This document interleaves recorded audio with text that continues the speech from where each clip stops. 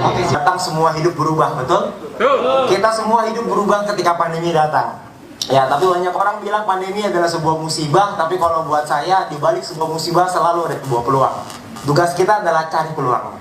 Nah, beruntungnya kita di ruangan ini adalah kita sudah menemukan peluang itu, betul nggak? Kita sudah ada di peluang itu dan kita merasakannya. Ya, kita merasakan perubahan yang terjadi di hidup kita. Tapi tentunya untuk teman-teman semua, kita semua juga merasakan bahwa ketika kita menjalankan aplikasi ini begitu fenomenal, begitu luar biasa, begitu dahsyat, dan di saat itu pula begitu banyak orang-orang yang menentang kita. Ya, ada bebek-bebekan, ada apa lagi ya? Ada banyak lah intinya ya. Ada dibilang penipu, ada dibilang wah segala macam ada. Ya, tapi kalau buat saya pribadi, saya bilang kayaknya bukan hal yang aneh untuk orang yang ingin membuat sebuah perubahan. Karena kalau kita ingat-ingat zaman dahulu kala, orang yang penjual aqua, air minum dalam kemasan 50 mungkin 60 tahun yang lalu dibilang gila karena menjual air putih dalam kemasan lebih mahal daripada bensin. 60 tahun yang lalu, 50 tahun yang lalu lah ya. Saat itu terjadi, dia juga dibilang gila, dia juga dibilang tidak masuk akal. Tapi pada faktanya, saat ini kalau kita minum air putih namanya apa? Aqua. Ternyata sejarah membuktikan bahwa kalau di awalnya dihina-hina, dijelek-jelekan, ujungnya kayaknya bagus. Nah, jadi kalau buat kita semua ya, jadi kalau buat kita semua, kalau kita dihina, dijelek-jelekan gitu ya, saya dibilang bebek dungu apa, saya mah santai aja. Santai aja gitu, mau dibilang bebek, mau dibilang ayam, itik juga gak apa-apa. Gak ada masalah, karena yang paling penting adalah kita yang tahu diri kita. Yang penting kan kita tahu siapa kita. Yang penting kita tahu apa yang kita kerjakan. Di YouTube ini, kalau saya lihat, kita bukan cuma sekedar mencari penghasilan dan mencari nafkah. Bukan cuma itulah. Bukan cuma soal untuk diri sendiri, tapi juga untuk membantu orang lain. Ya. Beberapa bulan yang lalu kita membuat acara, waktu itu belum ada sampai seperti ini. Saat itu kita semua masih unyu-unyu dan lucu-lucu, tadi kata Pak Noval ya. Kita di situ masih pusing-pusingan, masih bingung, masih apa. Tapi sekarang semua sudah berubah. Begitu banyak hasil-hasil yang dicapai, begitu banyak orang-orang hebat bermunculan di sini. Ya, ada banyak sekali di sini, ada banyak diamond-diamond dan platinum-platinum yang saya hormati semuanya. Ini banyak sekali yang chat saya juga, tapi mohon maaf kalau nggak kebales. Soalnya chatnya udah kayak tawuran di handphone itu. Ya. Saya yakin semua yang platinum semua sama nih ya. Dulu juga kemungkinan sama ya. Handphone kita udah kayak tawuran kan setiap hari. Ramai sekali di sana. Ya. Di dunia nyata terlihat sepi, tapi di dunia virtual, itu ramai banget gitu. Ya, jadi kalau yang saya lihat seperti itu. Jadi kalau misalkan ada orang yang bilang bahwa VTube ini bukan hal yang nantinya kedepannya akan begini, akan begitu gitu ya. Itu kalau menurut saya, ya mungkin mereka bisa jadi mereka benar, karena itu dari sudut pandangnya mereka. Tapi mereka dari luar, kita dari dalam. Yang tahu adalah yang di dalam, bukan yang di luar. Nah, kita yang lebih paham.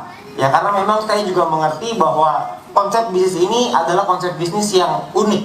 Sebuah konsep bisnis yang belum pernah ada sebelumnya. Belum pernah dikenal sama orang. Ya, jadi orang juga menyikapinya dengan salah gitu. Tapi ya nggak masalah. Yang penting kita tahu siapa kita. Nah, melanjutkan dari Pak Noval tadi gitu ya, untuk tahun depan, tahun 2021 kita akan ada banyak hal besar yang menanti kita gitu. Sekarang ini kita lagi di tengah badai ya, kita semua juga merasakan ya, badainya sangat banyak sekali. Karena memang fenomenal kita ini mengguncang dunia persilatan ini gitu. Nah, itu mengguncang sekali sampai memang kita pasti akan menghadapi hal-hal seperti ini. Tapi yang saya senang dan saya perjuangkan gitu ya, membantu manajemen juga, bahwa manajemen tidak tinggal diam, bahwa selalu ada upaya dan upaya yang dilakukan untuk bisa membuat kita semua bisa merasakan manfaatnya. Jadi kalau misalkan kita sudah melewati badai itu, kalau saya punya satu kutipan yang saya sering dengar gitu ya, yang saya selalu ingat, bahwa janganlah cemas ketika badai datang, karena setelah badai pasti akan ada pelangi. Ya. Jadi buat kita yang bisa bertahan, ya, buat kita semua yang bisa bertahan dengan badai-badai semua ini, kita semua akan melihat pelangi yang indah. Tapi juga saya percaya, saya juga tahu ada orang-orang yang ketika terkena badai itu terjatuh dari kapal. Ada, pasti ada. Ya, orang-orang yang mungkin tidak bisa melewati ini semua. Ya, kita bukan bilang mereka itu musuh kita, bukan. Karena mereka juga teman kita, sahabat kita, dan saudara kita. Tapi ketika mereka keluar bukan berarti mereka musuh kita, karena tidak ada yang namanya musuh, tidak ada yang namanya teman. Ya, jadi kalau buat saya ya, kalau misalkan kita semua saudara, kita semua warga Indonesia, kita semua bersaudara. Jadi kalau misalkan hari ini mereka berpendapat yang berbeda dengan kita, tidak menutup kemungkinan bulan depan bersama pendapat dengan kita. Jadi jangan memusuhi teman-teman kita, karena kita semua nanti bisa ujung-ujungnya kita semua bisa berteman lagi, gitu. Ya. Dan di YouTube ini juga yang saya lihat begitu luar biasanya adalah sumbangan demi sumbangan juga kita lakukan. Karena kalau misalkan niatnya baik, usahanya baik, insya Allah hasilnya pasti baik. Ya, jadi kalau misalnya kita lihat di sini tadi kita juga Dr. Dedi dan tim memberikan sumbangan. Bukan cuma di sini, ada banyak teman-teman juga banyak. Saya sering lihat berbagi sumbangan ke sana sini. Ya, karena kita dapat rezeki, kita juga harus bisa berbagi rezeki kepada negara kita. Karena kita bisa membantu negara kita untuk bisa jauh lebih baik lagi. Dan tentunya dengan negara yang lebih baik lagi, Fitup juga akan berubah menjadi lebih baik lagi. Ya, nah. Kita juga saya sering mendengar gitu ya, bahwa sebuah prediksi bahwa tahun 2045 ada 5 negara yang akan menjadi negara superpower terbesar di dunia. Ada 5 negara. Diprediksi ini ya, ini masih prediksi. Yang pertama adalah China. China dengan kekuatan luar biasa lah. Kalau China nggak usah ditanya lah ya. Di situ kalau kerjanya emang manusianya ajaib-ajaib. Nggak ngerti itu kenapa bisa begitu ya. Yang pertama itu China. Yang kedua adalah India. India juga diprediksi akan jadi kekuatan ekonomi terbesar di dunia. Yang ketiga adalah Amerika Serikat. Yang keempat adalah Brazil. Yang kelima adalah Brazil. Anda tahu nggak keempat negara siapa? Indonesia. Diprediksi seperti itu. Ya. Orang-orang di luar, pakar-pakar mengatakan bahwa tahun 2045 Indonesia digadang-gadang akan jadi superpower di dunia. Pertanyaannya sekarang. Kita tidak ada, Pak. Kita tidak ada. Kenapa nggak ada, Pak? Ada 2045. Ada Pak, cuma 25 tahun. Insya Allah harus ada Pak. Jadi 2045 Indonesia akan jadi superpower dunia. Pertanyaannya sekarang, bagaimana caranya untuk sampai ke sana kan gitu. Itu cuma kurang lebih sekitar 20 tahun yang lagi loh. 20 tahun lagi mungkin kita dan anak-anak kita mungkin ya nantinya akan merasakan itu gitu. Nah, saya berpikir gitu, gimana ya caranya ya melihat keadaan Indonesia sekarang, kok rasa-rasanya jauh ya buat sampai ke sana gitu. Tapi setelah saya pikir-pikir lagi, dengan kekuatan digital, dengan kekuatan online, rasa-rasanya tidak ada yang mustahil di dunia ini. Karena kalau misalkan dulu kita ngelihat, kan agak tidak masuk akal. Kalau kita bisa panggil kendaraan lewat handphone kita, benar ya? Lewat sebuah alat kecil, ketik klik klik klik klik klik, motor nyampe. Klik klik klik klik klik, tiba-tiba mobil nyampe. Masuk akal nggak? Sekarang masuk akal. 10 tahun yang lalu, 20 tahun yang lalu tidak masuk akal. Jadi kalau misalkan saya melihat, mungkin dengan 2045 nanti, ketika Indonesia menjadi top 5 dunia gitu ya, 5 besar dunia, jangan-jangan hal itu terjadi karena VTuber. Jangan-jangan. Jangan-jangan itu terjadi karena tadi Pak Noval bilang dari dompet pertama, kedua, ketiga, dan seterusnya, akhirnya pendapatan per kapita kita semuanya naik. Dengan per kapita yang naik, artinya Indonesia juga jadi jauh lebih baik. Ya, harapan kami adalah kita menatap hal itu. Ya, meskipun sebenarnya di awal juga kita nggak nyangka sih bisa sampai kayak gini. Saya yakin teman-teman semua di sini, leader-leader di depan, tidak ada satu orang pun yang menyangka bahwa itu bisa sebesar ini dan secepat ini.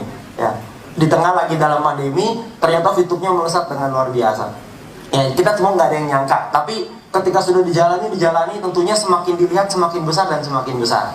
Ya, jadi buat teman-teman semua, pesan dari saya adalah kalau misalkan yang paling penting untuk kita bisa mencapai keberhasilan, tentunya nggak lain dan nggak bukan adalah diri kita sendiri. Banyak hal yang bisa menjatuhkan kita. Ibu Kartini ya. Ibu Kartini pernah berkata bahwa banyak hal yang bisa menjatuhkan kita, tapi satu-satunya hal yang pasti akan menjatuhkan kita adalah sikap kita sendiri. Cara berpikir kita sendiri. Respon kita terhadap sebuah masalah. Karena banyak orang ketika bertemu masalah, yang dipikirannya nomor satu adalah komplain dulu. Bukan berpikir dulu, lihat dari sisi positifnya dulu, bukan melihat dari sisi negatifnya. Sayangnya banyak orang di luar sana, bukan yang di ruangan ini ya, yang di luar sana, melihat sesuatu itu dari komplain dulu pokoknya. Saya juga nggak tahu tuh kenapa. Teman-teman di sini sering nggak dapat komplain? Yang paling depan paling sering. Tentunya yang bangku-bangku depan ini rajin sekali pasti. Ya, kalau udah komplain yang nggak tahu jawabnya apa, tiba-tiba hubungi ke atas, hubungi ke Pak Noval. Pak Novalnya tidak balas, tiba-tiba hubungi ke Pak Dr. Dedi. Dr. Dedi nggak balas, tiba-tiba ke saya kan gitu. Semuanya sama ya, semuanya sama. Anda juga jangan sedih kalau saya nggak bisa jawab, saya tanya lagi ke atas. Sama aja, nggak ada bedanya gitu.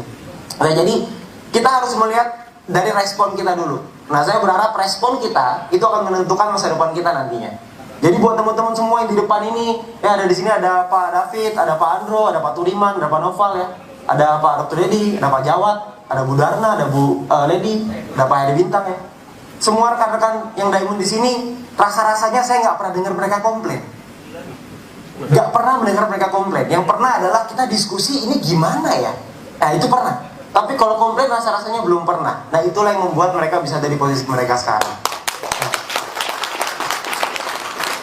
Jadi teman-teman semua, Fitup ini sebenarnya sederhana. Kalau kita berpikir dengan sederhana, oh sorry ada Pak Sarwito ketinggalan. Pak Sarwito beda meja soalnya. Pak Sarwito juga, ya.